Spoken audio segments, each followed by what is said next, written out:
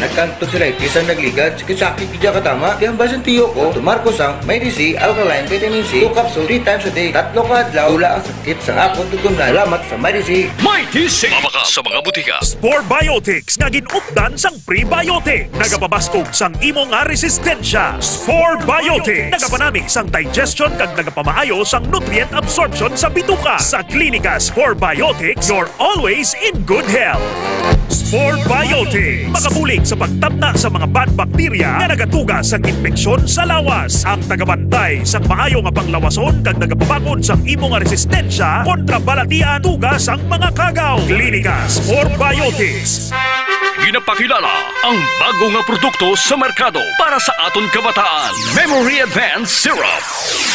Ini ay isa ka neurobiotic syrup nga nagabulig sa paglimpyo sa mga nagahalit sa panghunahuna sang aton kabataan. Nagabulig kayo sang neurological disorder. Nagabulig improve sang ila panghunahuna. Naga-increase sang serotonin kag para mapabili ng healthy brain alertness and presence of mind sa school sang ating kabataan. I-Memory Advance na yan.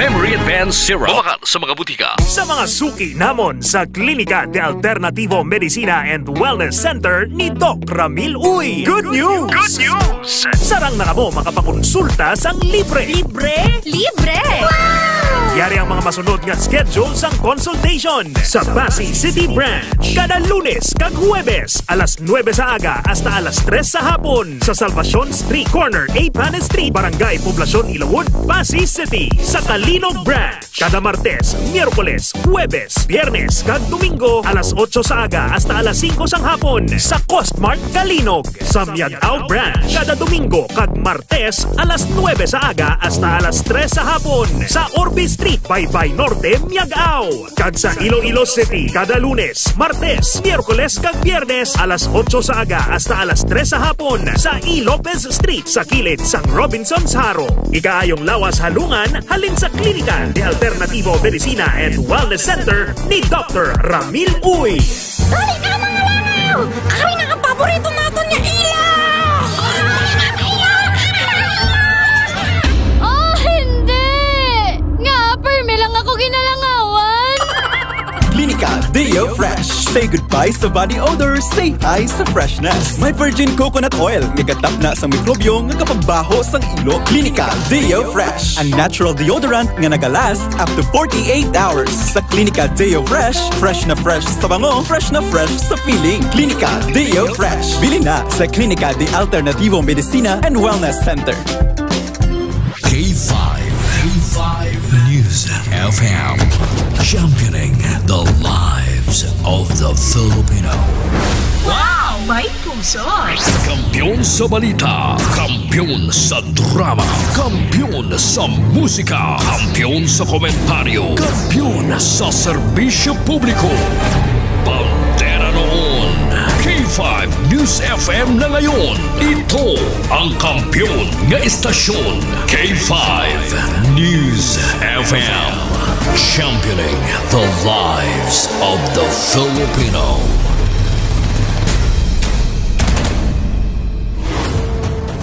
The official overall #1 station in Iloilo City, K5 News FM, Iloilo 88.7.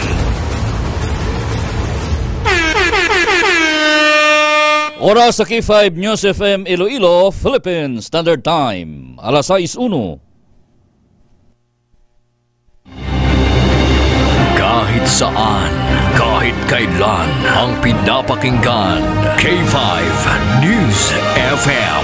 Number one, ang himpilan ng sambayanan, K5 News FM, championing the lives of the Filipino.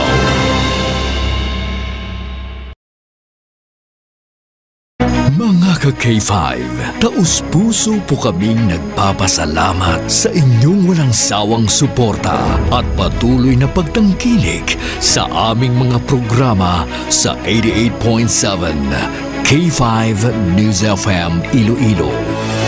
Kayo ang aming lakas at inspirasyon sa bawat balita at impormasyon na aming inihahatid. Kailanman ay hindi kami magsasawa at mapapagod dahil nakakataba ng puso na kayo ay aming mapagsilbihan. Ito ang nag-iisang kampiyon sa balita, kampiyon sa drama, kampiyon sa musika, kampiyon sa komentaryo, at kampiyon sa serbisyo publiko. K5 News FM, championing the lives of the Filipino. Kampiyon sa balita, kampiyon sa drama, kampiyon sa musika, kampiyon sa komentaryo, kampiyon sa serbisyo publiko. Pantera noon, K5 News FM na ngayon. Ito ang kampiyon ng istasyon, K5 News FM, championing the lives of the Filipino. D3 Bio Evening Newscast. The latest and the most comprehensive news of the day. Dito lang mapapakinggan sa D3 Bio Evening Newscast. Mga naglalakihang mga balitang lokal. Balita mula sa Luzon, Visayas at Mindanao. Mga balita sa labas ng bansa. Balitang sports at mundo ng showbiz. D3 Bio Evening Newscast. At ngayon, narito na ang inyong K5 News Team. Ka-K5, Sunny Sarabia Punay at Kimberly Caluyo. Maayong gabi Iloilo, magandang gabi Pilipinas, good evening world. Welcome sa D3 Bio Evening Newscast. Huwebes nga adlaw, Mayo 1, 2025, Labor Day. Mga ka-K5, sarang kita babatian sa 88.7 sa inyo tagsa ka mga FM dial. Makitaan kag mabatian man kita worldwide, pinaagi sa aton Facebook page ang K5 News FM Iloilo 88.7 Digital. Sa gihapon, sa ngalan sang serbisyo publiko, kami ang inyong mga tagbalita, ini si K5, Sunny Sarabia Punay. Kagako naman ang inyo alagad, ini si ka-K5, Kim Montaño Caluyo. Sa mga pangulong dinalan, ginadulong sa kaluan sang D3 Bio, nahimo sa vitamin D3 kag virgin coconut oil. Sa mga nagabalik-balik ang hilanat ubo kag sipon, magtumar sang D3 Bio sang klinika di alternatibong medisina. Natural nga antiviral kag antibacterial, gani kung gusto nyo mag-ayo, mag D3 Bio. Sa nagapanguna nga balita lokal, DSWD Region 6, ginpanindugan nga wala sang lamod politika ang pagpanagtag sang ayuda. Sa dugang nga headlines, sa 123rd Labor Day, ginakabig nga pinakadako nga job fair nga ginpatigayon sang Department of Labor and Employment. Sa piyakabahin, Dr. Lex Topas, ginlaragway ang iya nagtaliwan nga Iloy, nga isa ka passionate nga tawo. Sa dugang nga balita lokal, pamilya sang sospek nga napatay matapos na aksidente ang patrol car sang Batad MPS, hindi na magpasaka sang kaso. Sa nagapanguna nga balita nasyonal, wage hike ginatun-an sang gobyerno suno kay President Ferdinand Marcos Jr. Sa dugang nga balita national, China, ginakondenar ang pahayag nga nagasilabot ini sa eleksyon sa pungsod Pilipinas. Sa balita international, aktibidad nga hiwaton sa Papal Conclave ginpagwa na sang Vatican. Sa aton balita sa patag sang sports, aktibidad o kon Philippine Women's Futsal Team padulong na sa China para sa Asian Cup. Kag sa aton balita sa patag sang entertainment, Angelica de la Cruz nagapangatubang sang sampaw-sampaw nga kaso sa ombudsman.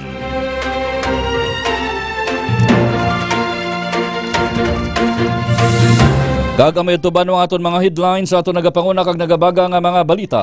Mga balita nga una ninyo mabatian sa K5 News FM Iloilo apang sa mapamantalaan buwas pa mabasahan. Philippine Standard Time, alas 6:07. Balitang lokal. Sa detalye na sa aton mga balita lokal, ang masunod nga mga balita lokal nga inyo mabatian igadulong sa inyo sa kaluan sang DTX Coffee Mix with ang palaya, chia seeds at sugarcane extract powder. Para sa may mga diabetes o kunyar na sa biibis ang pagka-diabetiko nga bawal na mag-inom sang kape nga puro kalamay, hindi magkabalaka, pwede gihapon makapangapi, Klinika DTX Coffee Mix. Ang pinaka-healthy nga kape, nakapangapi ka na, naka-detox ka pa. Sa detalye na sa mga balita lokal, ginapanindugan sa karon sang Department of Social Welfare and Development Office o kon DSWD Region 6 nga wala sang lamod pa politika ang pagpanagtag sang ayuda ilabi na subo nga panahon sang eleksyon. Suno kay Attorney Arwin Razo, ang Regional Director sang DSWD Region 6, nga ang mga serbisyo sang ila taratapan ilabi na ang paghatag sang financial assistance ang nag-agi sa eksakto nga proseso kag nagasunod sa guidelines base sa kasuguan. Ilaman nga ginapasiguro nga ang mga nakabaton sa ayuda ang mga kwalipikado kag nagakinhanglan. Hugot man nga ginapanindugan ni Razong ang DSWD Region 6 ang magapabilin nga non-partisan sa eleksyon kag ang mga programa nila ang wala ginagamit bilang political tools sang mga politiko. Sa dugang balita lokal, nagpatigayon ang Department of Labor and Employment sa Condole Region 6 ang job fair kadungan sang pagselebrar sang 123rd Labor Day subong adlaw Mayo 1. Nahibaloan nga kapin isa kagatos ka mga employers ang nagpasakop sa job fair kagyara sa malapit 10,000 ang job vacancies nga ginatanyag sa mga Ilonggo. Kung matandaan nga sang Abril 29, nagumpisa sa Barangay San Jose, Sipalay City nga ginpaunahan sang LGU Sipalay ang job fair. Ginsunda naman sang LGU Tubungan sa Barangay Zone 1, Tubungan, Iloilo sang Abril 30. Nagpatigayon man sang job fair sa SM Rojas City, Cadiz subong nga Mayo 1 nga ginpangunahan sang LGU Cadiz. Amo man sa SM City Bacolod, Negros Occidental tubtubwas nga adlaw nga ginapangunahan naman sang LGU Bacolod City. Samtang natala naman sa Mayo 2 ang job fair sa Pure Gold, Oton, Iloilo nga pagapangunahan sang LGU Oton. Sa kaangot nga balita, ginakabig sang Department of Labor and Employment o Condole Region 6 nga pinakadako nga job fair ang 123rd Labor Day Job Fair nga ginpatigayon sa Robinson's Place, Iloilo subong adlaw sang Huwebes, Mayo 1. Nahibaluan nga naglabot sa 10,000 tanan ka mga job vacancies ang gintanyag sa ahensya sa diin masobras isa kagatos ang mga nagpasakop nga kompanya nga lokal kag international sa nasambit nga event. Ginpangunahan naman ni Dole Region 6 Director Attorney Sixto Rodriguez Jr. ang pagbukas sang job fair. Sa kaangot nga balita, kabahin nga ginbida sang Department of Labor and Employment sa Condole Region 6 ang mga lokal nga produkto gikan sa nagkalain-lain nga kabanwahanan diri sa Iloilo. Lakip sa mga sarang mabakal sa mga kiosk, amo ang utanon, hablon, dried goods kag iban pa. Sarang naman makita kag makabakal ang mga produkto sa second floor sang food court area sa Robinson's Place. Samtang yara naman sa kapin 10,000 ka mga job vacancies ang ginatanyag sang nagkalain-lain nga mga employers. Philippine Standard Time, alas 6:10. Ang masunod naman nga mga balita ngayon yung mabatian igadulong sa kalawan sang Mighty C. Alkaline-based nga vitamin C wala sang hapdi sa tiyan gani pwede gid magtumarbisan wala sang kinaan. Mighty C, labi nga ginpabaskog para nga mas protektado kita kontra sa mga balatian. Nagabulig sa aton nga heart health agud makalikaw kita sa stroke kag heart attack. Nagapamis pa sang kutis gani bisan may edad na hubin gihapon ang itsura. Nagpain ang Iloilo Provincial Government agud nga magtukod sang isa ka dam sa banwasang Pututan. Ini ang ginigapahamtang sa barangay Ubang Pututan, Iloilo kag ini ang pagatawgon nga Ubang Check Dam.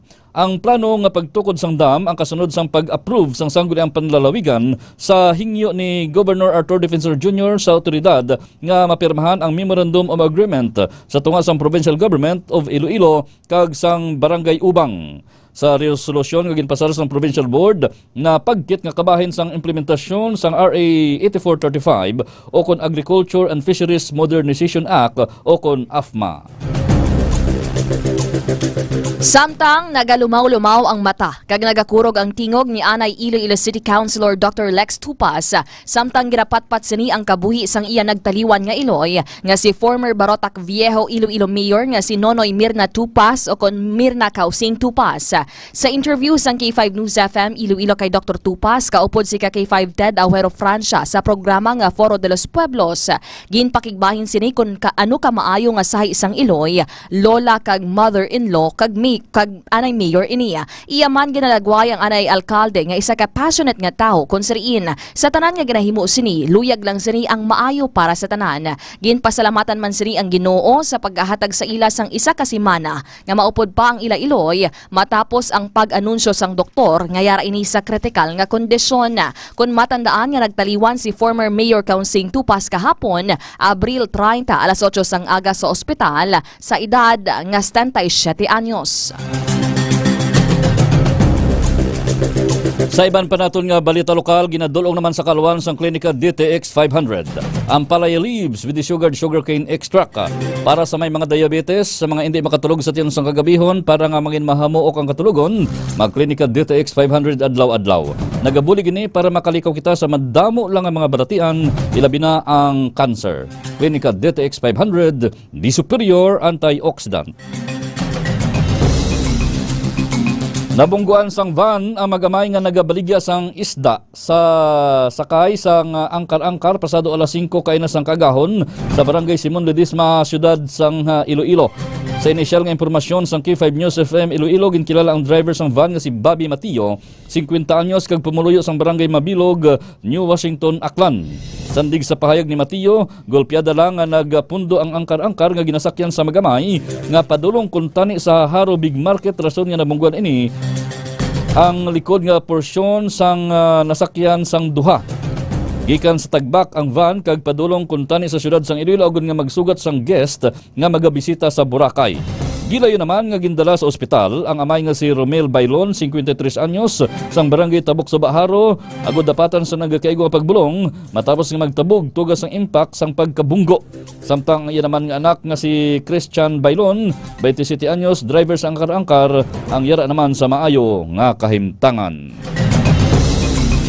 Sa piyak nga bahin wala sang plano nga magpasaka sang kaso ang pamilya ni alias Sok Syoktong batok sa Batad Municipal Police Station matapos ini nga napatay sa aksidente nga nagluntad sa Barotac Viejo. Sa interview sang K5 News FM Sara kay Police Captain John Predic Padilla, ang officer in charge kon OIC sang Batad MPS, ginpahayag sini nga nag-estoryahanay na sila sang tiyo ni Syoktong nga si John Baldomero, isa ka barangay kagawad, kag ginpalabot sini nga wala na sang plano ang pamilya nga magpasaka sang kaso. Apang ginatag naman ni Police Captain Padilla nga wala pa sila sang opisyal nga kasulatan o kung napirmahan nga naga-establisar nga hindi na gid magpasaka sang reklamo ang pamilya. Apang ginahulat pa nila ini sa karon o kon subong nga adlaw. Apang ginatag naman ni Police Captain Padilla nga wala o kon samtang sandig naman sa investigasyon sang Barotac Viejo MPS, aksidente ang natabo apang ginausisa pa subong sang Internal Affairs Service o kon IAS ang tatlo ka mga pulis nga sakay sang patrol car agod hibaluon kon mayara bala sang problema ang sa ilabahin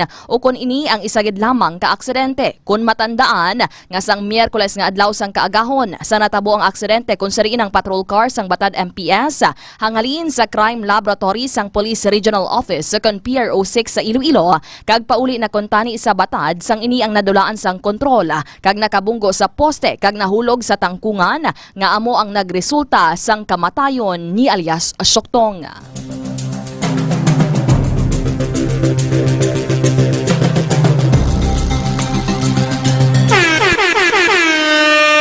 Oras sa K5 News FM Iloilo, Philippine Standard Time, alas 6:16. Balitang National.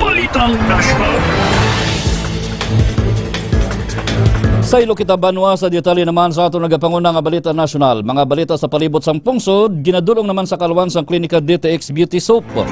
Para sa mga luyag magputi ka maghamis ang kutis, magklinika DTX Beauty Soap adlaw-adlaw kada magpaligo. Nagabulig ini para makalikaw kita sa mga balatian sa panit, kasubong sang buni, kati-kati, punggod kag iban pa. Klinika DTX Beauty Soap na antimicrobial soap pa.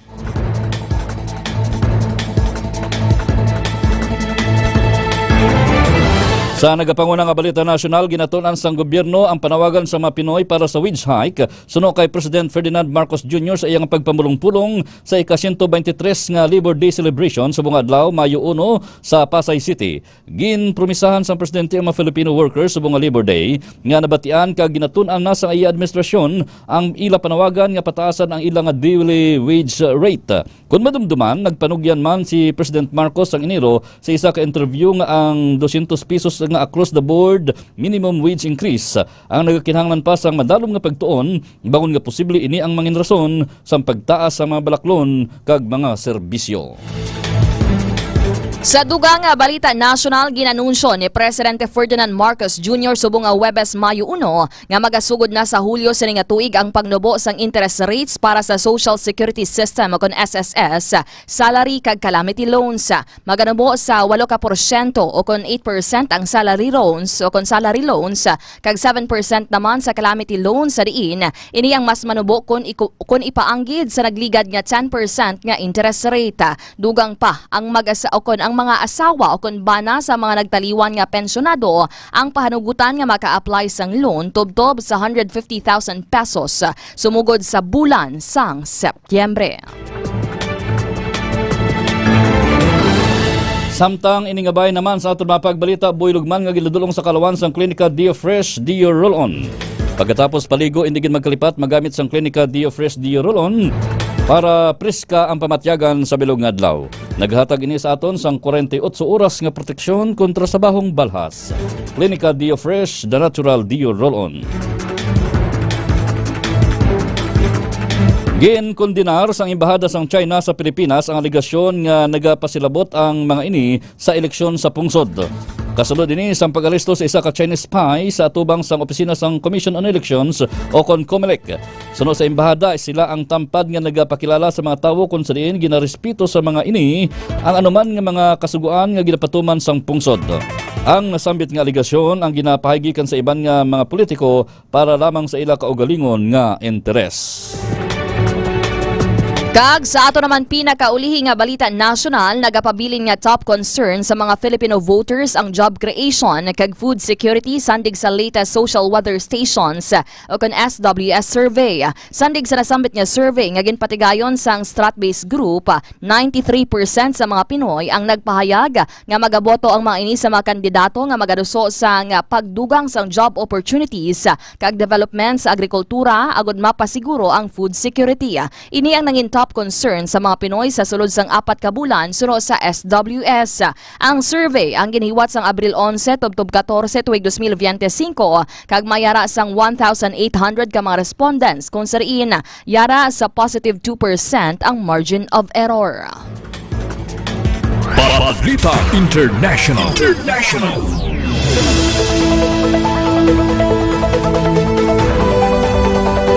Sa detalye naman banwa sa aton balita international, balita sa luwasang pungsod, ginadulong naman sa kalawan sa Extend Food Supplement for Men with Maca and Clavo Wasca para sa mga madasig kapuyon, permi lang ginakapoy, kag maluya na ang tuhod, mag-extend the food supplement for men. Bastante ini sa phytonutrients nga nagatag sa aton sang mataas nga libido kag resistensya para sa extra nga kusog, extra energy kag extra nga pampagana. Extend the food supplement for men. Ginanunsyo sang Holy See Priest Office nga hiwaton sa Misa Pro Elegindo Romano Pro Pontifex o kon misa para sa eleksyon sa mga bago nga Santo Papa sa Miyerkules, Mayo 7 sang alas 10 ang takna sang aga o kon alas 4 naman oras diri sa Pilipinas sa St. Peter's Basilica sa pagpanguna ni Cardinal Giovanni Battista Ri, ang Dean of College of Cardinals. Samtang sa Lunes naman Mayo 5 pasado alas 5:30 sang hapon kag alas 11:30 naman sang gabi diri sa Pilipinas, hiwaton ang pagpanumpa sa mga opisyal kag gabahin sang conclave sa Pauline Chapel sa Vatican Apostolic Palace. Kalakip sa mga nanumpa amo ang mga pari, madri, doktor, gwardya kag iban pa nga mga tawo sa lugar. Formal nga mag-umpisa ang conclave sa Miyerkules Mayo 7 alas 4:30 sang hapon kag alas 10:30 naman sang gabi diri sa Pilipinas, kung sa diin ang mga cardinal electors ang magasulod sa Sistine Chapel agud umpisahan ang proseso sang pagbuto para sa masunod nga Santo Papa. Sa dugang balita sa luwas sang pungsod, ginbitay sang Iran ang isa ka espiya nga ginapahayag ginpadala sang Mossad Intelligence Agency sang pungsod Israel. Si Mohsen Lagar o kon Langarneshen ang ginpamatmatan sang kamatayon bangod sa pagpalapta sa mga technical, logistical kag operational support sa Mossad sa sulod sang 2 ka tuig. Humalin pa sang tuig 2020 sang nag-umpisa si Langarneshen nga maghatag sa mga sensitibo nga impormasyon. May kaangtaran man ini sa pagpatay kay Islamic Revolutionary Guard Corps kan IRGC Colonel Sayad Koday sang Mayo tuig 2022. Dugang pa sang gobyerno sang Iran, ginako sini ang nasambitan nga pagbulig sa Israel. Balitang Sports.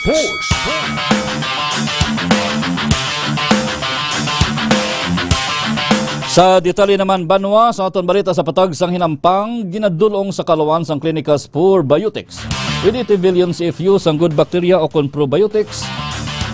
Sa mga nabudlayan magpamuhin, mag-Clinicas for Biotics, nagabulig ginitinlo sa aton tiyan kag kulon, agud makaleko kita sa mga balatian ilabi na ang colon cancer. Clinicas for Biotics, the fortified probiotics. Sa detalye na sang balita sa hinampang, padulong na sa China ang National Women's Futsal Team sa pungsod nga Pilipinas. Magapasakop ang national team sa 2025 AFC Women's Futsal Asian Cup nga hiwaton sa Hohhot, China, humalin sa Mayo 6 tubtob 18. Kadungan sini ginlunsar sang Philippine Football Federation o kon PFF ang opisyal nga pangalan sang futsal team sang pungsod kag ini ang Pilipinas. Pagpapangunahan naman ni Spanish head coach Rafa Merino Rodrigo ang 15 ka mga miyembro sang Pilipinas. Balitang Entertainment. Kag sa ato naman balita sa patag sang showbiz, nagapangatubang sa karon sang kaso nga kriminal kag administratibo ang aktres kag incumbent barangay captain sang barangay Longos, Malabon nga si Angelica de la Cruz kadungan sang iya kandidatura bilang vice alkalde sang syudad sa palaabuton nga eleksyon. Ginpasaka sa Office of the Ombudsman ang mga kaso bato kay Angelica. Kalakip na ang kaso nga plunder nga may balor nga hindi magnubo sa 70 million pesos gikan sa pondo sang barangay. Magluwas diri nagapangatubang man siya sang 62 counts sang malversation of public funds, 18 ka counts sang failure to render accounts kag illegal use of public funds ngalun sa paglapas sa mga probisyon sang revised penal code.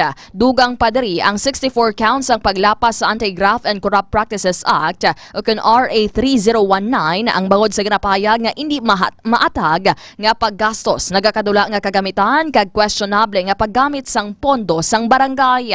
Nagpautwas naman sa pagkadismaya ang aktres sang ginapahayag sini nga mahigko nga taktika sa politika amo man ang iya pagkabalaka sa iya kaugalingon nga seguridad. Samtang sa ato naman pinakamaayo nga balita, sa Salmo 90:14 nagasiling, kada aga ipakita ang imong gugma sa amon agud nga magkanta kami sa kalipay kag mangin malipayon kami sa bug-os namon nga kabuhi. Philippine Standard Time, alas 6:25. Kagamay ito ba ang kabugusan sa ato nagapanguna nga mga balita sa D3 Bayo Evening Newscast. Good evening sa aton nga mga solid listeners kag mga viewers sa karon dira kay Mami Immaculate sa distrito sang La Paz, sa aton nga mga K5 Iloilo solid supporters Chapter 1 and Chapter 2, sa aton mobile taxi patrollers nga nagalibot-libot diri sa syudad kag probinsya sang Iloilo, dira man sa WVTC o kon Western Visayas Transport Cooperative kay Mr. Boyet Parcon ang ila chairman, ang ila general manager Mr. Hali Alcarde, and of course sa mga mamumugon naton o kon mga empleyado dira, happy Labor Day.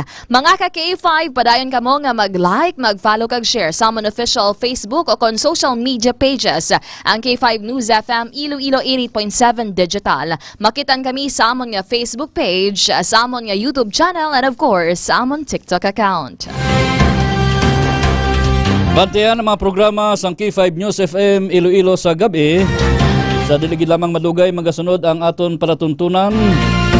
Ang tingog sang reformasyon kag alas 7 tubtob alas 9 Ang programa Funpal upod kay K5 Troy Tisoy, alas 9:30 tubto alas 12 ang programa K5 Night Watch upod kay K5 Kim Kaluyo. Kang aton matahom nga drama Rihas mabatian alas 4 tubto alas 4:30 sa hapon. Sa ngalan sa bugos nga puwersa sang K5 News Center. Sa gihapon kami ang inyong mga tagbalita ni si K5 Sunny Sarabia Punay. Kag ako naman ang inyo alagad, ini si ka K5 Kim Montaño Kaluyo. Para sa kampiyon nga balita, serbisyo publiko kag kalingawan sa Iloilo, number 1 na kita. K5 News FM. Kampiyon sa balita.